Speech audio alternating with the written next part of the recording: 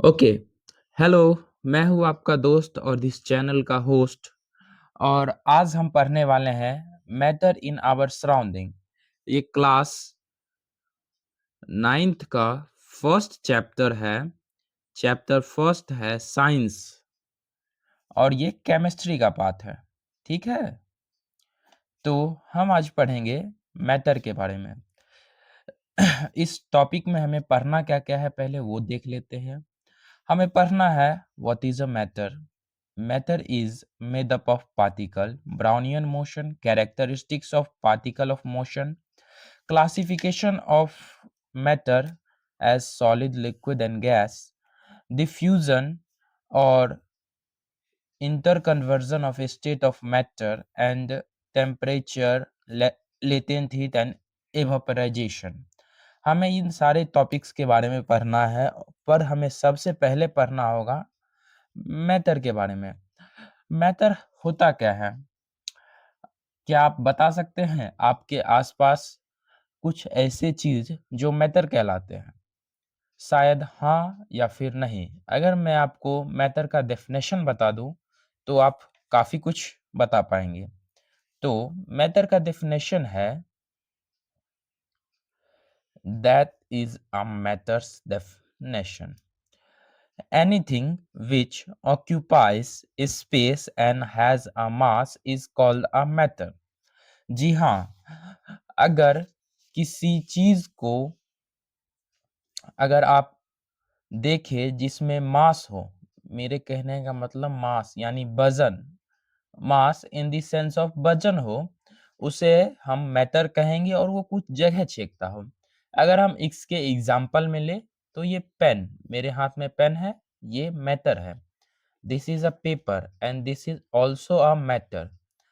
ठीक है, अभी आप अपने आसपास देखिए। जी हाँ, आपके हाथ में भी हो सकता है पेन हो, बुक हो, क्लॉथ्स, ट्री, ये सारे हमारे मैटर हैं। ओके, तो जब मैटर है तो इन्हें क्लासिफिकेशन किए गए हैं कुछ मॉडर्न डे साइंटिस्ट के अकॉर्डिंग। तो according to the modern day scientist, matter are classified into two part. First is physical property, second is chemical property. Physical property होता क्या है, केमिकल प्रॉपर्टी क्या होता है, हम ये अभी बात करेंगे। फिजिकल प्रॉपर्टी को भी तीन स्टेज में बांटा गया है, सॉलिड, लिक्विड और गैस।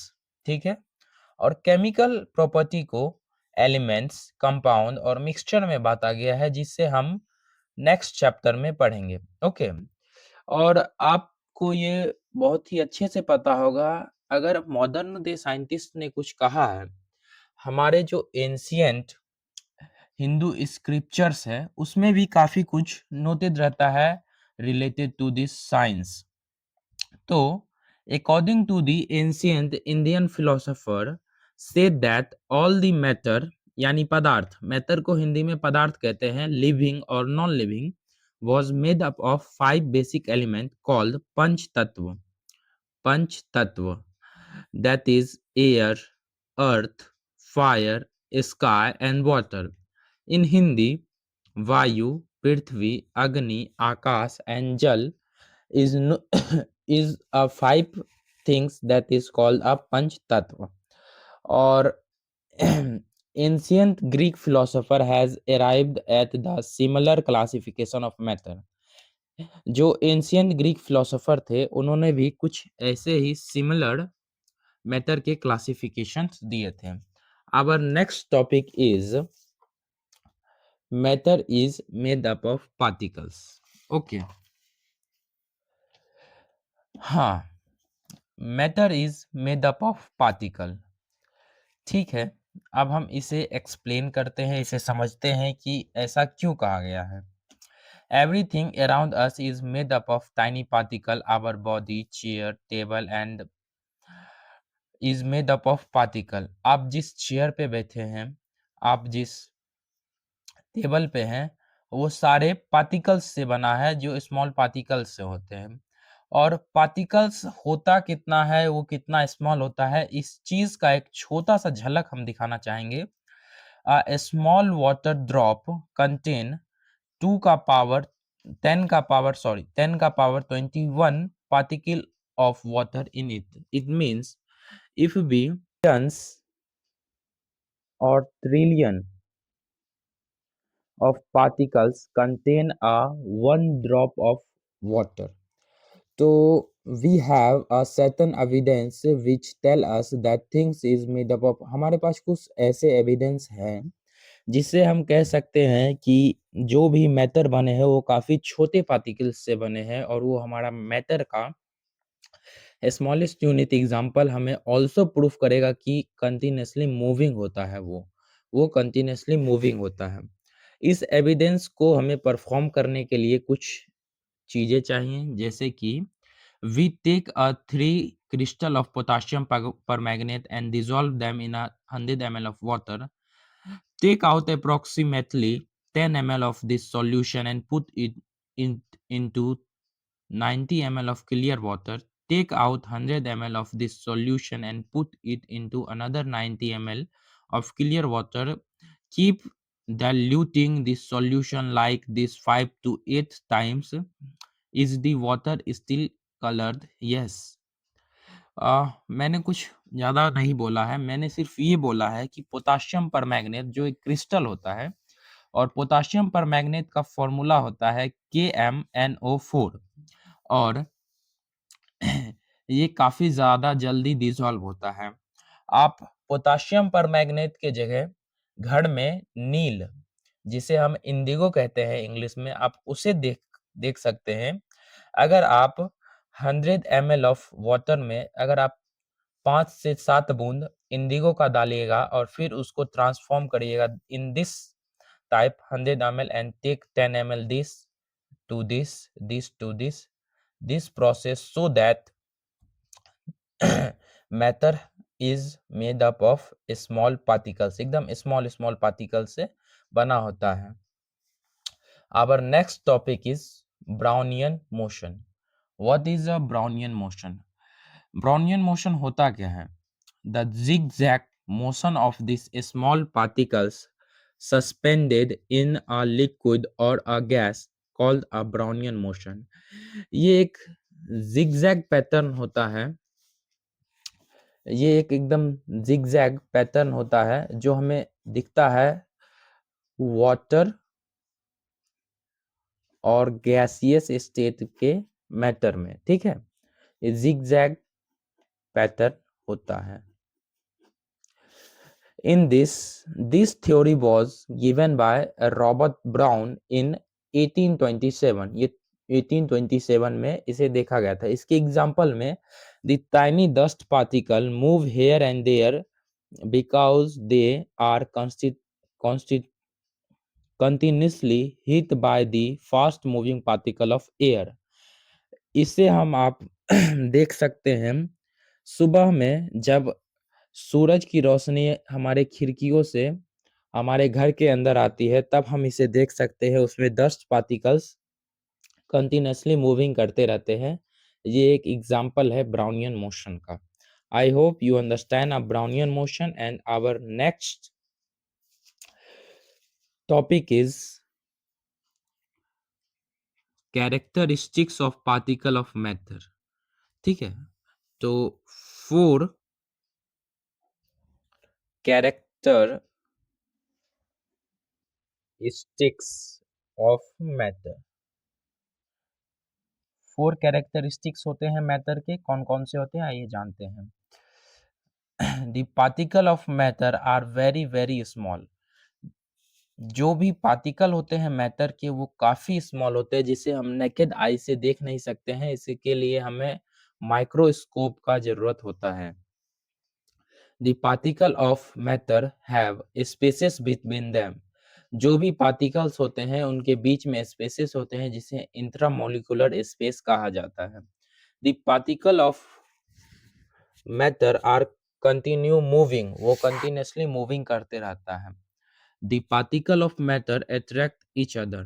वो एक दूसरे को अट्रैक्ट भी करते रहता है और हम इस सब के लिए एग्जाम्पल है फर्स्ट पोटासियम पर मैग्नेट इन वाटर। ये हमें दिखाता है कि मैटर के पार्टिकल्स काफी छोटे होते हैं। 50 gram of solution in 100 50 gram of sugar in 100 ml of water, the volume has not increased. Second stage is second characteristics कहना चाह रहा है, अगर एक ग्लास में 100 ml ऑफ वाटर है और अगर हम इसमें 50 ग्राम शुगर ऐड करेंगे तो इसके वॉल्यूम में कोई इंक्रीज नहीं हो रहा है। Y?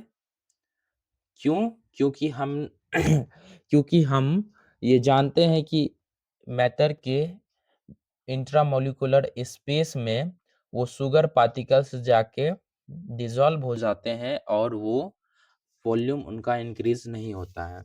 Our third characteristics that the particle of matter are continuously moving. Continuously moving, uh, when we light an incense stick in a one corner of room, its fragrance is spread in a whole room quickly because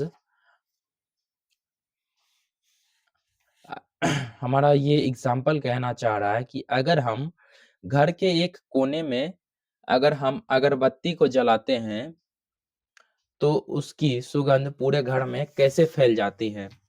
तो ये इसका characteristics है कि वो बहुत जल्दी spread करता है, वो बहुत जल्दी स्प्रेड करता है क्योंकि matter are continuously moving. The particle of matter attract each other. There are some force of attraction between the particles matter which bind in them together. For example, अगर हम एक पेपर अगर हम एक ईंट को लेंगे तो वो ईंट इसलिए सॉलिड है क्योंकि उसके जो पार्टिकल है वो काफी ज्यादा ही अट्रैक्ट कर रहे हैं एक दूसरे को, इस वजह से वो ईंट काफी ज्यादा स्ट्रांग होता है। सो दिस सो दैट कि particle of matter are attract each other and the our next topic is classification of matter on the basis of physical property। Physical property पे तीन पार्ट में डिवाइड किया गया, solid, liquid, gas. First, what is a solid? The substance which has definite shape and volume is called a solid. For example, book, table, chair, pen, etc. Solid के कुछ properties भी होते हैं, आइए हम उन्हें जानते हैं। Properties of solid, it has a definite shape, इसका फिक्स्ड और डिफिनिट शेप रहेगा। It has a definite volume, इसका डिफिनिट वॉल्यूम भी है। It has a high melting point, इसका मेल्टिंग पॉइंट काफी ज्यादा हाई रहेगा। It has a high density, ये डेंसिटी में भी काफी हाई है। और it has a intramolecular force of attraction, इनमें इंट्रामोलिकुलर फोर्स ऑफ अट्रैक्शन भी काफी ज्यादा है। It has a less intramolecular space between them, इनमें जो इंट्रामोलिकुलर स्पेस होते हैं जो पार्टिकल्स के बीच में होते हैं वो काफी ज्यादा कम होते हैं, इस डायग्राम के थ्रू आप समझ सकते हैं। आबर ओके, एंड सॉलिड में एक एक्सेप्शन केस भी आता है जैसे rubber, glass, sponge and springs. इन सब को काफी ज्यादा लोग बोल देते हैं कि एक एक्सेप्शंस है, बट मेनली सॉलिड को भी दो दो पार्ट में कैटेगराइज किया गया है, crystalline solid and non crystalline solid. इसी को एमरफस सॉलिड भी कहा जाता है। क्रिस्टलाइन सॉलिड में जो भी अभी हमने फीचर्स और प्रॉपर्टीज पढ़े हैं वो सारे क्रिस्टलाइन सॉलिड में आते हैं, और नॉन क्रिस्टलाइन सॉलिड में रबर, ग्लास, स्पंज और स्प्रिंग्स जैसे एक्सेप्शंस आते हैं जिसे हम एमरफस सॉलिड भी कहते हैं। ठीक है? तो our next is liquid. What is a liquid? The substance which has a definite volume but shape is not definite is called a liquid. Liquid का हमने एग्जाम्पल भी कुछ देखना है। फॉर एग्जाम्पल वाटर, मिल्क और ऑयल, ये सारे जो हैं हमारे लिक्विड स्टेट हैं। लिक्विड स्टेट के कुछ प्रॉपर्टीज भी देख लेते हैं हम। It has it its shape is not definite, इनका शेप जो है डिफिनिट नहीं रहता है। It has definite volume, but इनका वॉल्यूम डिफिनिट रहता है। It has a melting point is less than solid, और इनका जो सॉलिड से काफी कम मेल्टिंग पॉइंट रहता है, और ये डेंसिटी में भी सॉलिड से काफी कम रहते हैं, और इनका कुछ फिगर इस टाइप से रहता है। इस डायग्राम के थ्रू आप समझ सकते हैं लिक्विड को। And the next is our gas, the solid which has a space, which has shape, size and volume are not definite is called gas. For example, oxygen, carbon dioxide, hydrogen, etc. Properties of gaseous state is its shape is not definite, its volume is not fixed, its melting point is less, its boiling point is less, and its density is also less. And here is a diagram of gaseous state. Then our next is what is diffusion. अगला हमारा topic है diffusion. Diffusion होता क्या है? सो diffusion होता है the intermixing of a substance with another substance due to the motion of its particles is called a diffusion. First example हम समझते हैं, कुछ एग्जाम्पल से हम समझते हैं डिफ्यूजन होता कैसे है। The smell of food began cooked in a kitchen reach us even from a considerable distance due to diffusion, और इसे हम कहेंगे diffusion in gas. The fragrance of burning sticks, यहाँ पे इंसेंस स्टिक्स कर लिया जाए। इंसेंस स्टिक मीन्स अगरबत्ती। अगरबत्ती को जब हम एक कॉर्नर में जलाते हैं तो वो दूसरे कॉर्नर तक काफी जल्दी स्प्रेड आउट होता है due to diffusion.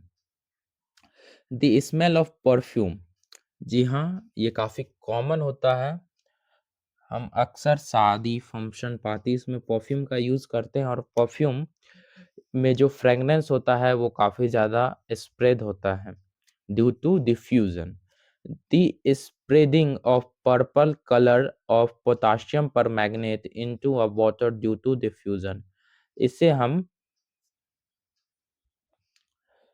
Diffusion in liquid भी कह सकते हैं। Okay, our next is inter conversion of state of matter. होता क्या है ये inter conversion of state of matter? तो here is a diagram, solid, liquid और gas. If anything if any solid we convert a liquid with a heat, मतलब अगर कोई solid, अगर उसे गर्म किया जाए और वो लिक्विड में बन जा रहा है तो उसे हम मेल्टिंग कहेंगे, और वही लिक्विड को फिर से अगर हम हीट दे तो वो इवापोरेट हो जाएगा, और इवापोरेट होने के बाद वो गैसियस स्टेट में आ जाएगा। इसी को इंटर कन्वर्जन ऑफ, और इसी में अगर हम लिक्विड को फिर से कूल करेंगे तो वो फिर से फ्रीज हो जाएगा, सॉलिडिफाई हो जाएगा और फ्यूजन हो जाएगा। हम इसे एक एग्जाम्पल से समझते हैं। एग्जाम्पल हम लेते हैं आइस का। आइस ये काफी कॉमन ये काफी कॉमन थिंग्स है जो हमारे डेली लाइफ में भी यूज होता है। अगर हम आइस को हीट देंगे तो ये वाटर में कन्वर्ट हो जाएगा, और अगर हम इस ही वाटर में फिर से हीट दें तो ये गैस यानी वेपर में कन्वर्ट हो जाएगा। ओके, अगर हम इसी वाटर को कूल कर दे कोल्ड कर दे तो ये फिर से आइस क्यूब में आ जाएगा, और इसी गैस को अगर हम फिर से कोल्ड करें तो फिर से ये वाटर के फॉर्म में आ जाएगा। इसे ही इंटर कन्वर्जन ऑफ इस मैटर ऑफ स्टेट कहा गया है। और here is a another diagram according to NCERT according to NCERT। Okay, तो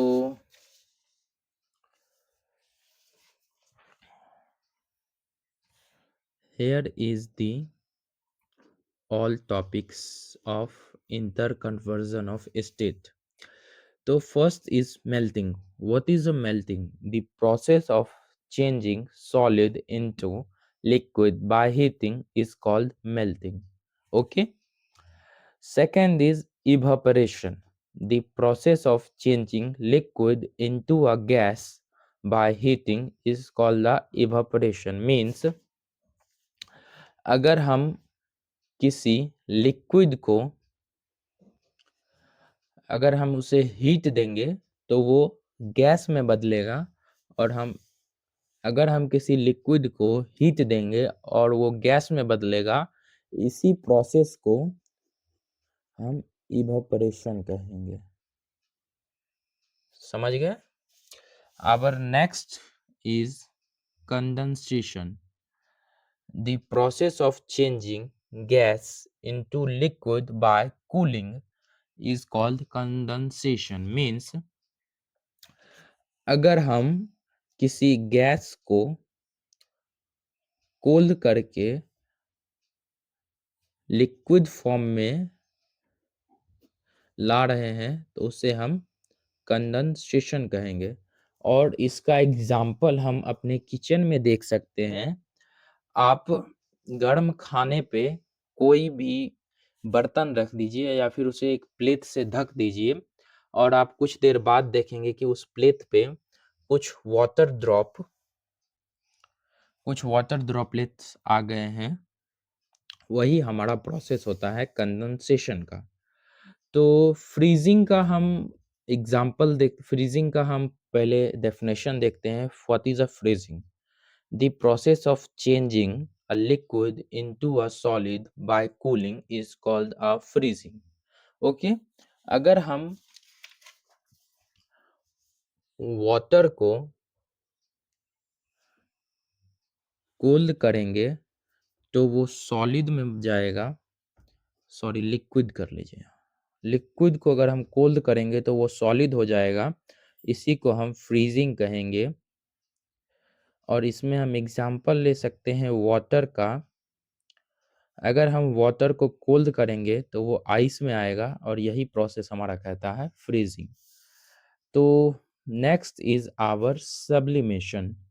sublimation is a process of changing a solid directly into gas without converting into a liquid is called the sublimation. Sublimation is a process in which solid directly change into gas without changing in liquid। और इसका एक तो example आप देख सकते हैं घर में।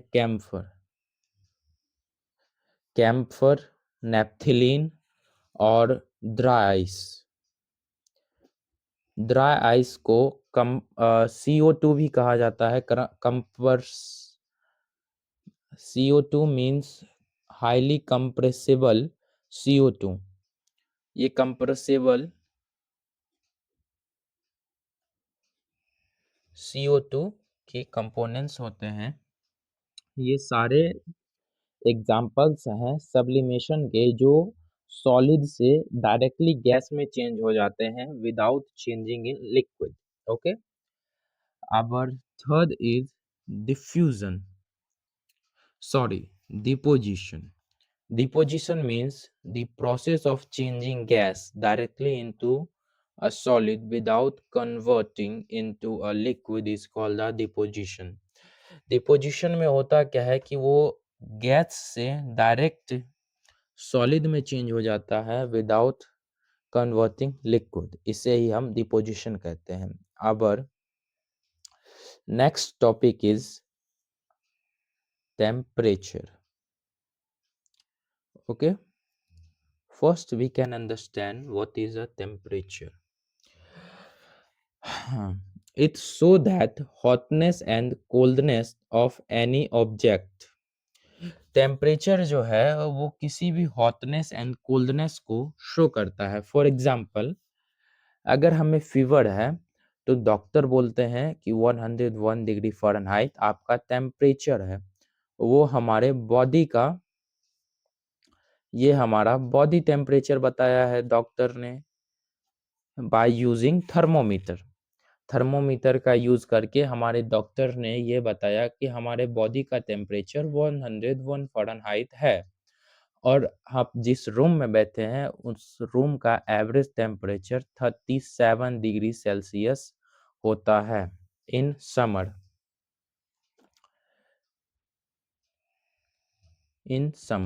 Okay, and